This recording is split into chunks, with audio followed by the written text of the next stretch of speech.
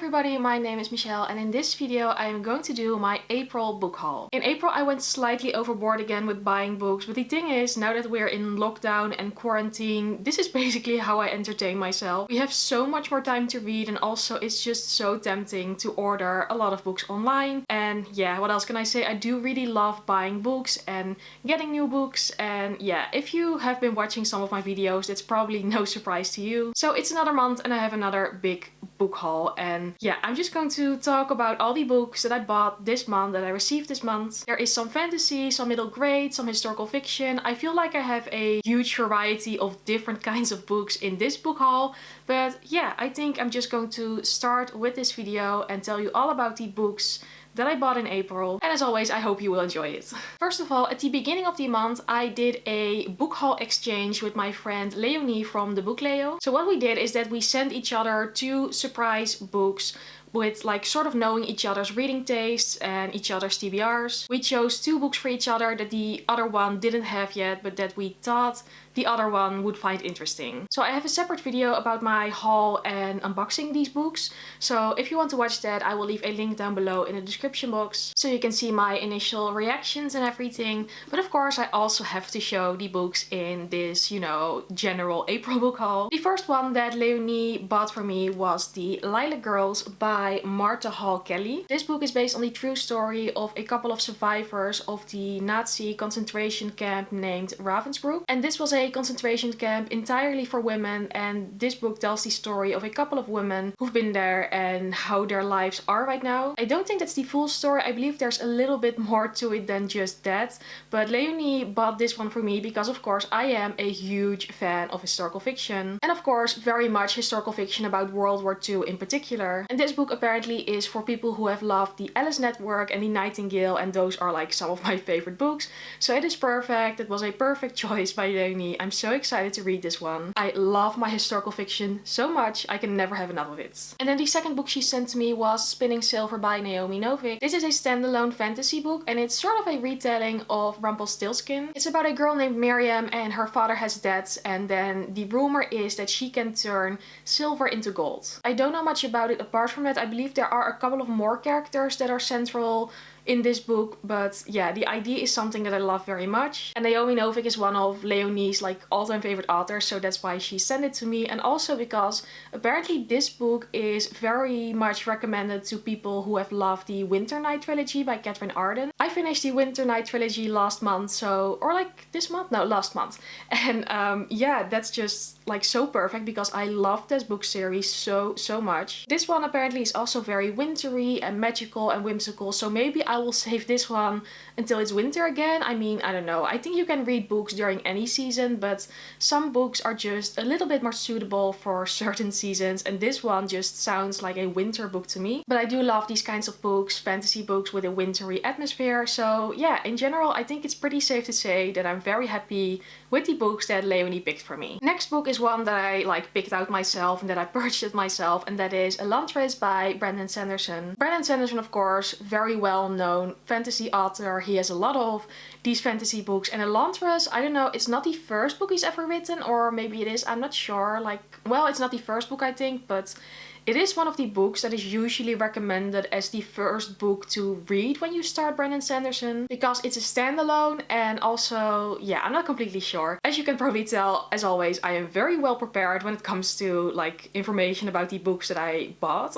I do know that Elantras is about like the realm of Elantras, and that one sort of perished a long time ago because the magic went away, and now there's a new realm very close to it. And then there's this lost or like weird princess that suddenly turns up, and there's a lot more going on. That's all I know. That's really not that much I know, but that's just the way I like it, to not know too much about a book that I am going to read. I have heard so many good stories about Elantras, and I feel like a lot of people are reading it right now, and it's just, it sounds so amazing. I love Brandon Sanderson so much, even though I've only read 2 of his books. I've read The Final Empire and Warbreaker, and I should really continue with reading his work because I know I will love it. So far I've really loved what I read by him, but they are very big and intimidating, so did I need another big Brandon Sanderson book? Probably not, but I bought it anyway. And again, I'm so excited to read it, even though I'm not sure it's going to happen anytime soon. But I felt like Elantras just had to be part of my Brandon Sanderson collection, and I know I'll read it someday. Maybe it will take a while, but it will happen. Next up, I have A Pinch of Magic by Michelle Harrison. This is a middle grade novel and it's about 3 sisters who are cursed together and they have to break the curse together. Again, that's all I know about the premise. This is a book that has been going around on BookTube for a while now, or like recently, I guess. I feel like it's been mostly recommended by Gavin from How to Train Your Gavin, because he's like the king of middle grade on BookTube. Like if you want middle grade recommendations, you should go to his channel. And he's also organizing Believe-a-thon, like the Believe-a-thon readathon in May. So I'm going to participate with that one as well. My TBR for that one should be online very soon. And that readathon, by the way, is all about reading middle grade. So yeah, I bought this one because I know I'm going to read a lot of middle grade next month. And I've heard so many positive reviews about this one. Apparently it's a very, very good one. And yeah, I have been buying more middle grade recently, but now there's this special readathon. I'm just hopefully all prepared for it. And I also think that this one is the first in a trilogy, this book. It's going to be a series, or like the second book is already out. I believe there's also going to be a third one. Again, not completely sure. Again, not completely prepared. But I am very much intrigued with this one and my expectations are really high. And also I just love the cover and how like it looks. It's just gorgeous. And yeah, I'm very excited for it. I want to read it for like Believe-a-thon and such. I also bought a couple of new book releases this month from some of my favorite authors, and the first one is The Glass Hotel by Emily St. John Mandel. She's the author of Station 11, one of my all-time favorite books. That one is so amazing, and this is her latest release. I believe it came out a couple of weeks ago. I'm not like completely sure, or like in March. Again, not prepared at all. Also not completely sure about the premise. I believe it's about a couple and there's a hotel, and also they are involved in sort of like the crime scene and they want to like pull off a scheme or whatever. There's much going on, I guess. I purely bought this one because I know how much I loved Station 11 and I cannot wait to read something else by her. Even though I know she has other books as well, but I just really wanted to read her latest release as like the second book of her that I'm ever going to read. I really hope it's up to the same standards as Station 11 was. I'm just so intrigued because I have absolutely no idea what to expect with this book. And I really hope it will not disappoint. Of course, if you have like an author that has written a book that you love so much, then usually the second book can be a bit disappointing. But I'm just going to, again, hopefully I want to read this one soon. I'm not sure. And I'm going to see what I'm going to think of it. I really don't know. It feels like such a surprise, like mystery book. I really don't know what I'm going to think of it. And then sort of in the same category, I also have the Book of Lost Friends by Lisa Wingate, and she's the author of Before We Were Yours, which is also a book that I enjoyed very much. This is again historical fiction, and this also takes place during 2 points in time. That was like the same case with Before We Were Yours, so it's sort of like the same structure, and that's what makes it so interesting to me. So the plot, I'm not completely sure.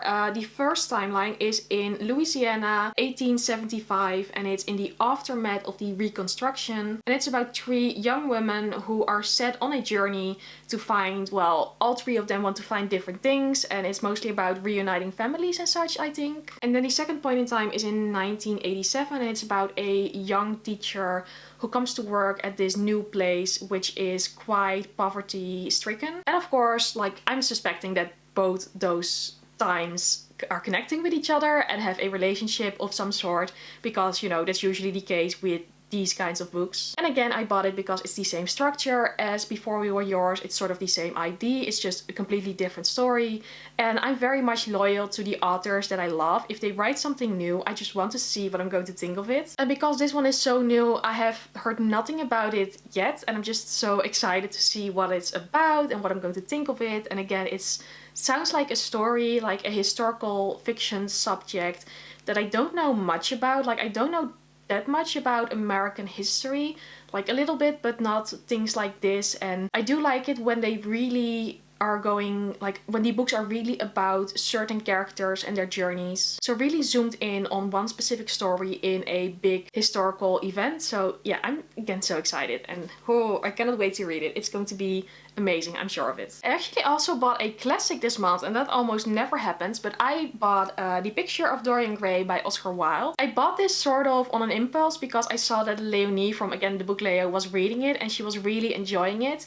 And I know that if she likes the these kinds of books, then I usually like them as well. The picture of Dorian Gray is about a man named Dorian Gray, and he has his portrait taken or like painted, and he loves that portrait so much that he sort of makes a wish that his portrait will age instead of himself, so he will stay young forever. And that sounds so interesting and dark and mysterious, and I have to say I'm not usually very interested in classics, but I've heard so many good reviews about this one. Like, even I've heard that even if you don't like classics that much, you will usually enjoy this one. It sounds, yeah, really amazing, really something that I will love. Very dark, very, yeah, I don't know. Also, I like that it's not too big, and I do really love this beautiful edition. Like, it looks pretty and I'm happy with that. Also, it's very orange, and that's just funny. I don't have a lot of bright orange books. Then next up I have Criers War by Nina Varela. I really hope I pronounced that last name right, but probably not. Anyway, this is a fantasy book, and in this like fantasy world there are sort of like two races, the human race and a race that is sort of human but is actually made with like a capital M, so they are made. Don't really know what that involves and what that means, but I do know that I believe the main characters are a human girl named Alya and a maid girl named Lady Crier, so she's like an important person, and then Alya is like a servant or something. And there are some things going on, and probably their paths are going to cross, and I believe it's also a female-female romance, so that is very exciting. I've heard nothing but positive reviews about this one. Like, I haven't heard that much about it, but from what I've heard, it's supposed to be very good and very well written and very well done. Again, it's also the first book in a series, which makes me very excited, but also like a bit like, I'm reading so many series already. Why not add another one to it? But you know, and it sounds very intriguing, and of course it has sort of like your basic fantasy story to it, but also something new and exciting, and I don't know, it just, and also like the cover, I don't know if you can see it very well because like my ring light is really reflecting it, but it is so beautiful. Like, for the cover alone, I just needed to own it because it is gorgeous. And this is one I want to read soon. I'm not sure. I want to read all the books very soon. Who knows? It sounds very promising, and I'm very happy with that. Then I got something that I don't buy that often, and that is a graphic novel. I got Heartstopper Volume 1 by Alice Oseman. And this is a boy meets boy love story. It is about two boys, and I believe they meet at secondary school. They are called Nick and Charlie, and they meet at the same school. And then it's a love story, but it's a graphic novel, and yeah, I haven't read a lot of graphic novels because I tried one a little while ago, Monstrous by Marjorie Liu.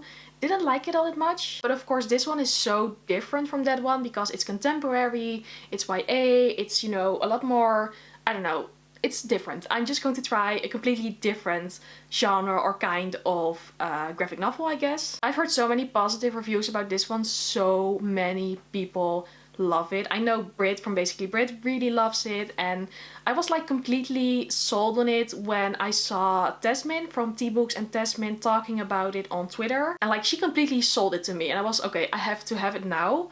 And that was when the decision was made to buy it, and I really hope I will enjoy it. And of course, yeah, it is YA contemporary, so hopefully it will be a bit more of a quicker read, and I really hope that I will come to love graphic novels, and my hopes are very high for this one. It sounds very cute, it sounds very sweet, it sounds very, very interesting. And then my final book that I bought this month is actually a Dutch book, and it is called Winnen of Leren by Noah Pothoven, and that would translate as winning or learning. This is an autobiography, and this one is a very serious and a very heavy book. Noah is a young girl, or was a young girl, who suffered from a lot of very severe mental health problems. Eating disorders, PTSD, depression, you name it. She had a very tough mental health life, and this book is about her journey and going through all the mental health care systems and trying to make as much of it as possible. It is extremely intense. I have started reading it by now. I'm about halfway through.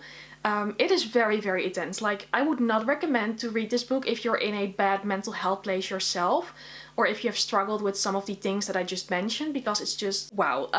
Yeah, I was very much affected by it, so I'm reading it very slowly and not when I'm feeling bad myself. She's very, very honest about everything, very direct, and I think that's good. I think that's so good to write that people are reading about it and know what it's like. But it's also very, very sad because of course you don't want a young girl, a 16-year-old girl, to suffer so much and have so much pain, and that just makes me so sad. What is even more sad is that a couple of months after publishing this book, Noah chose to die. She chose to end her life by stopping with eating or drinking. This became international news, and it was wrongly said that she had legal euthanasia. So I hope I pronounced that right. She had legal aid with ending her life. That's not true. She decided to stop eating or drinking, and that was accepted by her family and her caregivers. So she chose to end her life because her suffering was too much to bear, and it is so sad. But I think she was such an amazing, strong person, and I'm very honored to be reading her story. But of course it is a Dutch book, and it has not been translated in English, even though I've seen that there are people asking about it. But yeah, it is very intense. Please be careful if you read this.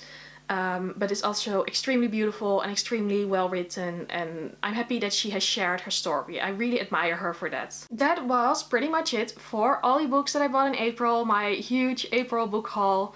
There were quite a lot again, but again I feel like it was such a variety of books, like graphic novels and YA contemporary and fantasy classics.